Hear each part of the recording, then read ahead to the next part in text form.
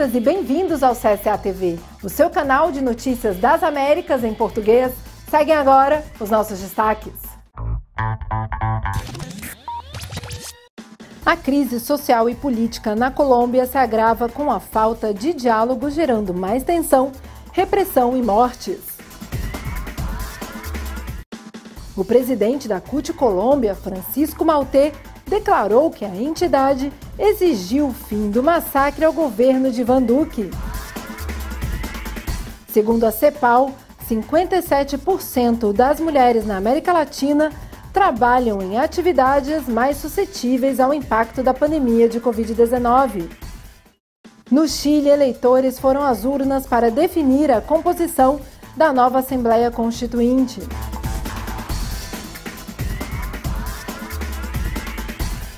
Construção de muro na fronteira da República Dominicana com o Haiti gera tensão entre os dois países.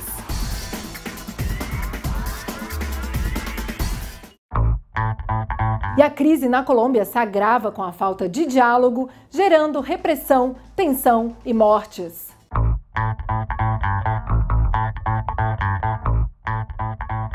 Nenhum acordo foi alcançado, eles não demonstraram empatia com as vítimas, advertiu o Comitê Nacional de Paralisação após um encontro com o presidente colombiano Iván Duque no início desta semana. Os representantes dos movimentos sociais afirmam ter pedido o fim da violência contra as pessoas nas manifestações de rua. Duas questões centrais foram tratadas no encontro: a garantia do direito à livre manifestação e o não uso de violência e repressão contra a população por parte da polícia e do exército. Segundo o secretário-geral da Central Unitária de Trabalhadores da Colômbia, Diógenes Orjuela, o governo não deu sinais alentadores para encontrar uma saída dialogada. Após a reunião, que contou com o representante das Nações Unidas na Colômbia, Carlos Ruiz, os representantes do comitê anunciaram a realização de novas mobilizações. Por outro lado, o governo e os representantes dos movimentos concordaram em solicitar à Igreja Católica e à ONU a criação de um espaço de diálogo multissetorial. Jennifer Pedraza, uma das lideranças estudantis integrantes da Associação Colombiana de Representantes, observou que esta é uma reedição do que aconteceu em novembro de 2019, quando as demandas foram ignoradas. O governo e o discurso de Iván Duque foi complacente com o uso excessivo da força, segundo ela. E o presidente da CUT Colômbia, Francisco Mauté, declarou que a entidade exigiu o fim do massacre ao governo Iván Duque.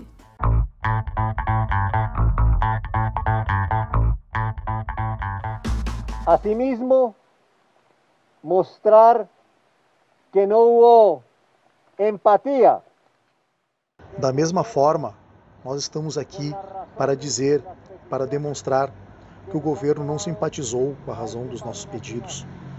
Eles não estão preocupados com as nossas reivindicações, com os nossos direitos. Eles não estão preocupados em cessar com a violência. Nós estamos percebendo isso. Mesmo com toda a pressão, seja aqui dentro do nosso país, seja com a pressão internacional, dos organismos internacionais. A violência deve cessar já. E é uma violência oficial, uma violência realizada pelos órgãos de governo. Isso tem que acabar. Isso tem que acabar agora. Nós precisamos estabelecer um diálogo que seja respeitoso com os movimentos sociais, com os sindicatos e com toda a população, para que nós possamos retomar o caminho da construção de um país mais justo e mais solidário. Artistas e movimentos sociais tomaram as ruas da Colômbia em manifestação pacífica contra a repressão policial. Dança, música e performances artísticas tomaram as ruas da Colômbia nos atos que continuaram nesta semana e se transformaram em manifestações de resistência à violência e à brutalidade policial. Os sindicatos, movimentos sociais e estudantes têm se unido a grupos de vítimas do conflito e comunidades étnicas que buscam nas ruas a reivindicação de suas lutas, mesmo que não façam parte das principais demandas pelas quais, desde 28 de abril, dezenas de milhares de pessoas protestaram no país. Nós estamos aqui nas ruas para protestar, e é nosso direito. É nosso direito exigir que o governo tome medidas imediatas, que pare com a violência, que pare de nos matar, que nós possamos nos manifestar livremente. Nós estamos aqui nas ruas, com nossos corpos e nossas vidas, para construir um país melhor, um país com paz, um país com direitos e um país para que todos possam viver melhor. Segundo a CEPAL, 57% das mulheres na América Latina trabalham em atividades mais suscetíveis à pandemia de Covid-19. A crise teve um impacto negativo sobre o emprego e as condições de trabalho das mulheres na América Latina e no Caribe. A CEPAL informou nesta semana que o retrocesso está evidenciado por dados como a taxa de participação no trabalho das mulheres, que era de 46% em 2020, enquanto a dos homens era de 69%. Em 2020, houve uma avassaladora saída das mulheres do mercado de trabalho, motivada, segundo a instituição, pelas demandas de atendimento em suas casas durante a pandemia.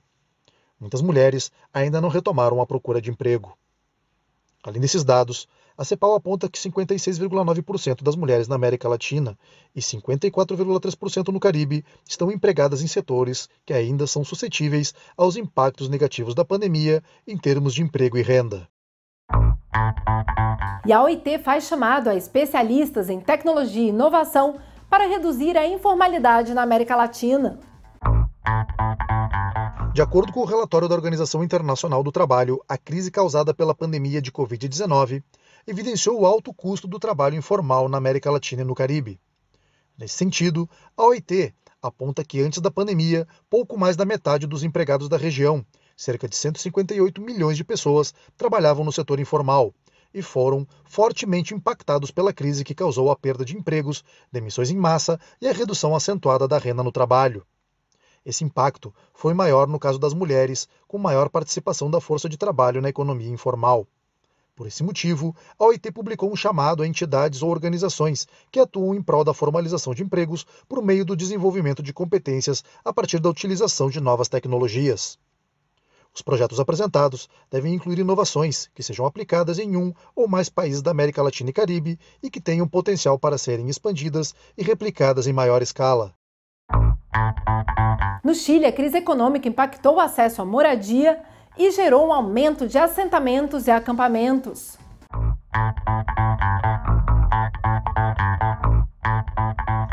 No Chile, as ocupações, acampamentos e assentamentos aumentaram 74% nos últimos 2 anos. 81.643 famílias vivem em condições de moradia precária, segundo o Cadastro Nacional de Acampamento publicado em março do ano passado pelo Chile. Os números ilustram o aumento da desigualdade em tempos de pandemia. Ao mesmo tempo, as 8 maiores fortunas do Chile aumentaram sua riqueza em 74% em 2020, acumulando mais de 40,3 bilhões de dólares. A economia chilena foi duramente atingida pela crise sanitária. Segundo dados do Banco Mundial, 2,3 milhões de pessoas passaram da classe média à pobreza. Os problemas sociais no Chile estão relacionados à ausência de serviços básicos, algo comum em estados neoliberais. As populações vulneráveis sofrem com a falta de saneamento básico, luz e de água potável. A partir de 2019, após a eclosão social que abalou o país e a chegada de Covid-19, os indicadores de pobreza e de desigualdade social dispararam. Os acampamentos aumentaram 20,8% e o número de famílias que vivem neles cresceu, com mais de 57 mil crianças menores de 14 anos vivendo em condições precárias. E no Haiti, um sacerdote fez pregação contra a violência depois de ser liberado de um sequestro que comoveu o país. No Haiti, sacerdote faz pregação contra a violência após ser liberado de um sequestro que causou comoção no país. A paróquia universitária Notre-Dame de l'Immaculée Conception, de Porto Príncipe, voltou a contar com o sacerdote francês Michel Briand, depois de um sequestro que durou 20 dias. Segundo ele, durante o sequestro, pregou a não-violência aos sequestradores. A violência leva à violência. A não-violência é o que sempre dá bons resultados. Leva tempo e requer maior força interior, mas é o que leva a bons resultados.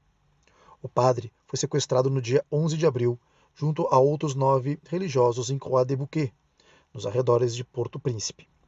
Os sequestradores deslocaram o grupo de reféns em 3 ocasiões, os mantiveram algemados e chegaram a deixá-los sem comida. Apesar da má experiência, o padre diz que não houve maltrato por parte dos sequestradores. Eles disseram que não queriam nos prejudicar, isso é verdade. Ninguém nos maltratou durante nossa detenção. Entretanto, as condições de detenção não eram amenas e fáceis, ele lembrou.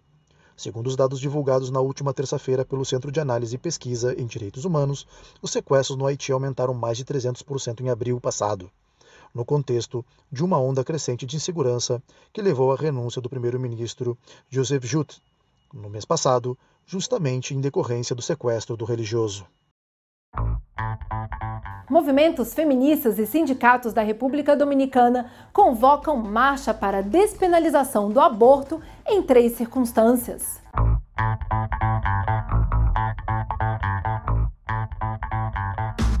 Os movimentos feministas e parte do movimento sindical da República Dominicana convocam uma marcha para o dia 23 de maio para exigir que o Estado garanta às mulheres o direito de interromper a gravidez por 3 causas básicas. A marcha é um chamado para rejeitar a decisão em primeira instância de descriminalizar o aborto com uma única exceção. O risco de vida da grávida foi a única causa aprovada pela Câmara de Deputados da República Dominicana em uma primeira votação da reforma do Código Penal sobre a descriminalização do aborto. Um acampamento que já dura quase 2 meses em frente ao Palácio Nacional de Santo Domingo exige que a descriminalização inclua casos de estupro e inviabilidade fetal. Eulogia Família, que representa o órgão de promoção e igualdade de gênero Unidade Sindical de Mulheres Ativas da Confederação Nacional da Unidade Sindical, explica que as demandas de seu sindicato e de suas filiadas por mudanças no Código Penal são para garantir os direitos de meninas e mulheres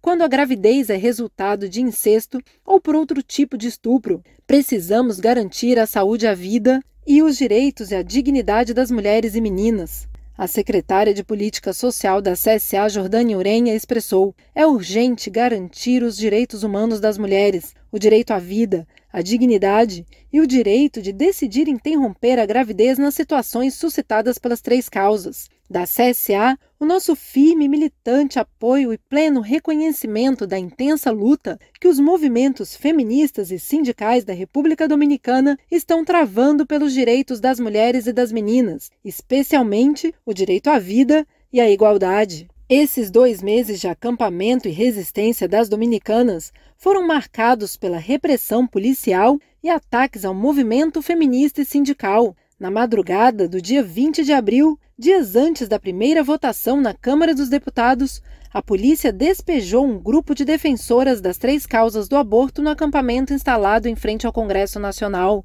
Por outro lado, as autoridades estão investigando uma pessoa que trouxe brownies que envenenaram mais de 10 pessoas no mesmo acampamento. A construção de um muro na fronteira da República Dominicana com o Haiti gera tensão entre os 2 países.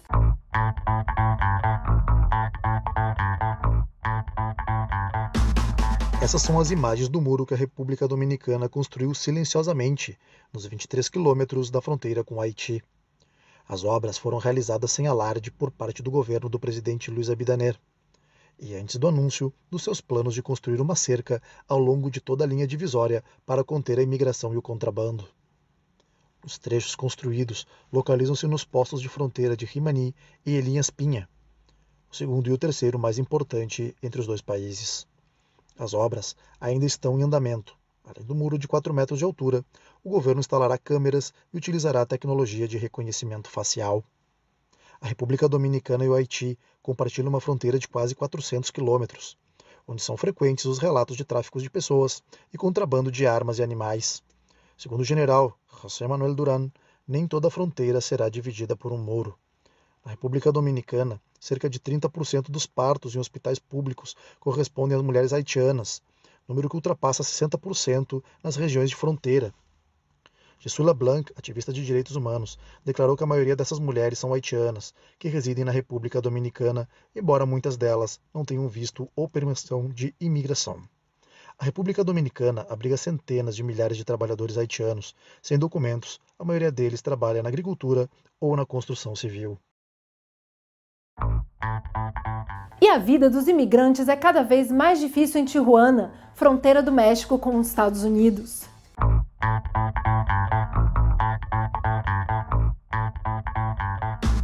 Cerca de 3.000 migrantes entre centro-americanos e mexicanos de outras partes do país dormem a céu aberto em Chaparral, na fronteira entre Tijuana e os Estados Unidos. Uma situação que se agrava a cada semana e parece não ter solução de curto prazo. As histórias dentro do campo de imigrantes são variadas. Alguns imigrantes manifestaram o desejo de ficar em Tijuana e melhorar a sua condição de vida. No entanto, declararam enfrentar muitas dificuldades com a corrupção e a violação de seus direitos na região. É o caso de Fred, um jovem que dorme sob uma tenda com a esposa e o filho de 7 meses. Ele e sua companheira chegaram em Tijuana com o interesse de trabalhar e de construir uma nova vida, fugindo da pobreza e da violência em Honduras. No entanto, ele relata que foi vítima de um crime no México, tentou denunciar e a situação se transformou em abuso de autoridade e assédio contra ele. Segundo Fred, queria ficar em Tijuana com a família e poder seguir em frente, mas as coisas não são como parecem. É uma vida de muitas fantasias e poucas realidades, disse o homem que lamentou o racismo existente. Eles veem você como lixo, disse Fred. Uma das histórias de vida dos milhares de imigrantes que chegaram à fronteira norte do México nos últimos meses. Os imigrantes dessa localidade de Tijuana dormem sob tendas, algumas doadas por organizações civis que fornecem alimentação diária e outras feitas com tábuas e lonas, expostas às constantes mudanças de clima da região. O governo municipal instalou banheiros e chuveiros móveis, mas não é o suficiente, porque o número de pessoas está crescendo de forma constante e rápida. Neste fim de semana, os eleitores chilenos foram às urnas para escolher os 155 integrantes da Assembleia Constituinte. Essa e outras notícias no próximo bloco.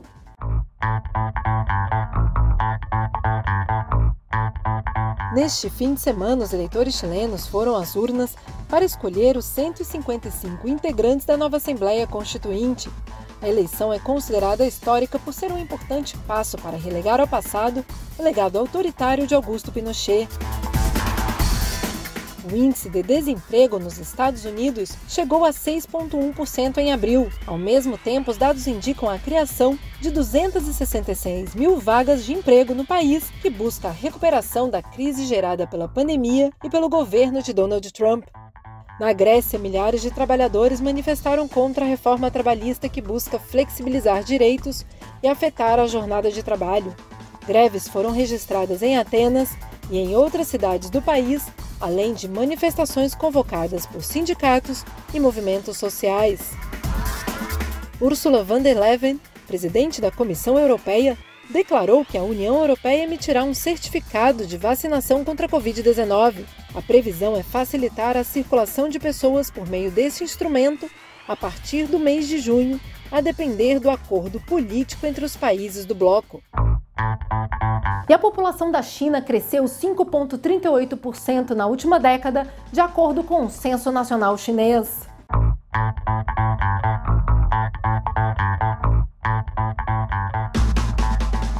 A população da China cresceu 5,38% nos últimos 10 anos e atingiu 1,4 bilhão de habitantes, segundo o censo de 2020, o primeiro desde 2010, cujos resultados foram divulgados pelo Escritório Nacional de Estatística chinês. Em relação ao crescimento anual, o censo de 2020 demonstra um aumento médio de 0,53%. Em todo caso, nada se compara à época do final dos anos 70 e início dos 80, quando a população da China crescia a uma média anual de 2,1%. A população continua crescendo, mas continua envelhecendo, o que sugere que nos próximos anos o crescimento gradativo dos últimos 50 anos será revertido. Da mesma forma, o grau de crescimento por grupos de idade reflete que o número de pessoas em idade economicamente ativa segue diminuindo na China. Os cidadãos de 15 a 59 anos chegaram a 894 milhões, quase 7% menor do que há 10 anos. Aqueles com mais de 60 anos agora são 264 milhões, 90 milhões a mais do que em 2010. Enquanto aqueles com mais de 65 anos chegaram a 190 milhões de habitantes. Dados sobre a população adulta e infantil são essenciais para determinar as políticas de aposentadoria e nascimento do governo chinês, que ainda mantém a proibição de ter mais de 2 filhos por casal, limite que provavelmente será retirado em breve. E em Honduras, a solidariedade dos cidadãos ajudou a resgatar uma aldeia que foi afetada pelas tempestades no país.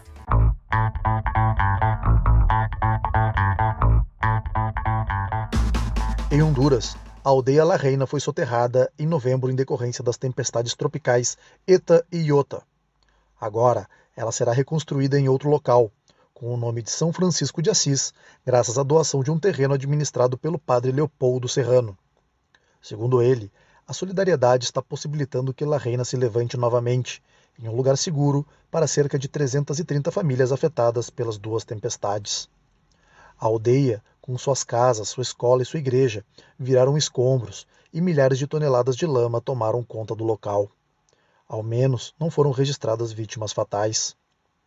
O padre Serrano informou que o ressurgimento da aldeia somente será possível pela ajuda de um doador anônimo.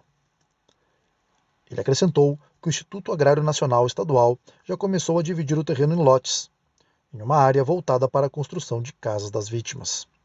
A nova comunidade também terá escola, faculdade, casa de repouso, centro para mães, posto policial, igreja e uma grande área para o plantio de árvores. Além da ajuda da organização Cepudo, o padre diz continuar à espera de ajuda comprometida pelo governo de Honduras para construir a maior parte das casas para as vítimas. E no Equador, 29 espécies de animais silvestres foram liberadas para o Parque Nacional para voltar ao seu habitat natural.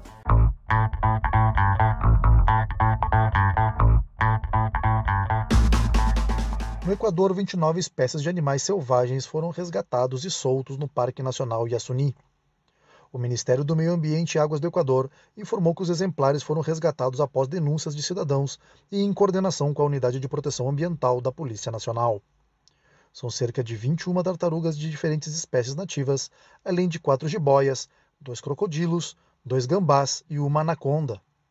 Os animais se encontram em bom estado de saúde e em condições de retornar ao seu habitat natural.